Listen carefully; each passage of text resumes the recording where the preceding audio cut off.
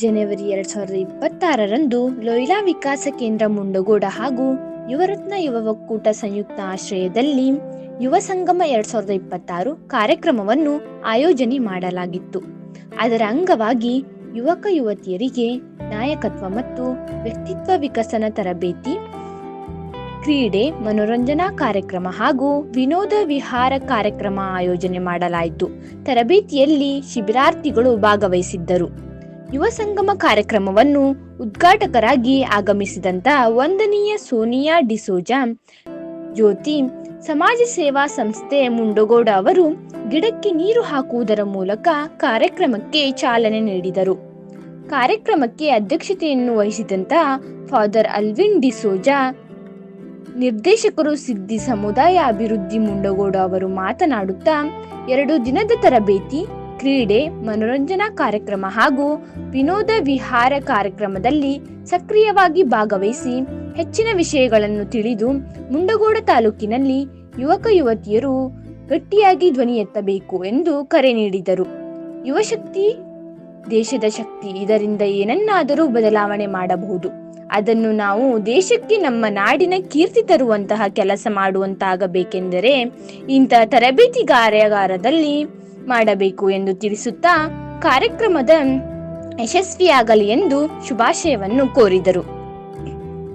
ಕಾರ್ಯಕ್ರಮಕ್ಕೆ ಅತಿಥಿಗಳಾಗಿ ಆಗಮಿಸಿದಂತಹ ಕಿರಣ್ ಬ್ರಾಂಕೋ, ಮೇಲ್ವಿಚಾರಕರು ಲೋಯ್ಲಾ ವಸತಿ ನಿಲಯಗಳು ಮುಂಡಗೋಡ ಅವರು ಮಾತನಾಡುತ್ತಾ, ಕೆರೆಯಲ್ಲಿ ಒಂದು ಕಲ್ಲನ್ನು ಎಸೆದಾಗ ಅಲೆಗಳು ಉತ್ಪತ್ತಿಯಾಗುತ್ತಾ ದಡವನ್ನು ಸೇರುತ್ತವೆ. ಹಾಗೆಯೇ ತಾವೆಲ್ಲರೂ ತರಬೇತಿಯಲ್ಲಿನ ವಿಷಯಗಳನ್ನು ತಿಳಿದು ಅಲೆಗಳಂತೆ ಒಳ್ಳೆಯ ವಿಚಾರಗಳನ್ನು ಬೆಳೆಸಿಕೊಂಡು ದಡಕ್ಕೆ ಸೇರುವಂತಾಗಲಿ ಎಂದು ಶುಭ ಹಾರೈಸಿದರು. ಇಂದಿನ ಕಾರ್ಯಕ್ರಮದ ಸಂಪನ್ಮೂಲ ವ್ಯಕ್ತಿಗಳಾಗಿ ಆಗಮಿಸಿದ ವಿದ್ಯಾನಿಕೇತನ ಧಾರವಾಡ ಫಾದರ್ ಧೀರಜ್ ಡಿಸೋಜಾ ಅವರು ಮಾತನಾಡುತ್ತಾ ನಾಯಕತ್ವ ಮತ್ತು ವ್ಯಕ್ತಿತ್ವ ವಿಕಸನದ ಕುರಿತು ಪ್ರಶ್ನೋತ್ತರ, ಆಟ ಹಾಗೂ ಚಟುವಟಿಕೆಗಳ ಮೂಲಕ ತರಬೇತಿ ನೀಡಿದರು. ಮೊದಲು ಪರಸ್ಪರ ಪರಿಚಯ, ಚಟುವಟಿಕೆ, ಸಲಹೆ ಸೂಚನೆ ಪಾಲನೆ ಮಾಡಬೇಕು, ಮತ್ತೊಬ್ಬರನ್ನು ಸೋಲಿಸದೆ ಜೊತೆಯಾಗಿ ಜಯಿಸಬೇಕು, ಮತ್ತೊಬ್ಬರನ್ನು ನೋಯಿಸದೆ ಜೊತೆಯಾಗಿ ಸೇರಿ ಕೆಲಸ ಮಾಡಬೇಕು, ಭಾರತದ ನೈಜ ಪರಿಸ್ಥಿತಿಯನ್ನು ಅರಿತು ಬಡಜನರ ಬಗ್ಗೆ ಕಾಳಜಿ ವಹಿಸಬೇಕು, ಆಮಿಷಕ್ಕೆ ಒಳಗಾಗದೆ ಒಗ್ಗಟ್ಟಿನಲ್ಲಿ ಮುನ್ನುಗ್ಗಬೇಕು. ನಂತರ ಲೀಡ್ ಇಂಡಿಯಾ ಕಿರುಚಿತ್ರವನ್ನು ತೋರಿಸಿ ಭಾರತ ದೇಶದಲ್ಲಿ ಬದಲಾವಣೆ ಮಾಡಬೇಕಾದ ಕೆಲಸಗಳ ಕುರಿತು 4 ಪ್ರಾಣಿಗಳ ಹೆಸರಿನ ಚೀಟಿ ತೆಗೆದು ಅದರ ಮೂಲಕ ಚಟುವಟಿಕೆ ಮಾಡಿಸಿದರು. ಏಕತೆ, ಪ್ರಾಮಾಣಿಕತೆ ಹಾಗೂ ಸಾಮಾಜಿಕ ಸೌಹಾರ್ದತೆ ಕುರಿತು ಗುಂಪಿನಲ್ಲಿ ಚರ್ಚೆ ಮಾಡುವಂತೆ ತಿಳಿಸಿ, ಜಾತಿ, ಧರ್ಮ, ಹೆಣ್ಣು ಗಂಡು ಎಂಬ ಭೇದ ಭಿನ್ನ ಮಾಡದೆ ಎಲ್ಲರೂ ಏಕತಾ ಭಾವನೆಯಿಂದ ಸಾಗಬೇಕೆಂದು ತಿಳಿಸಿದರು.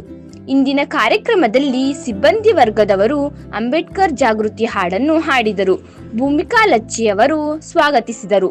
ಪುನೀತ್ ಸನವಳ್ಳಿ ಅವರು ಸಂವಿಧಾನವನ್ನು ಪೀಠಿಕೆ ವಾಚಿಸಿದರು. ಭರಮಣ್ಣ ಚಕ್ರಸಾಲಿ ಅವರು ವಂದಿಸಿದರು. ಮಂಗಳಾ ಮೋರೆ ಅವರು ನಿರೂಪಿಸಿದರು. ವರದಿಗಾರರು Basavantappa R Pujar, KJ news. ಈ ಚಾನೆಲ್ ಅನ್ನು ಸಬ್ಸ್ಕ್ರೈಬ್ ಮಾಡಿ ಮತ್ತು ಪಕ್ಕದಲ್ಲಿರುವ ಬೆಲ್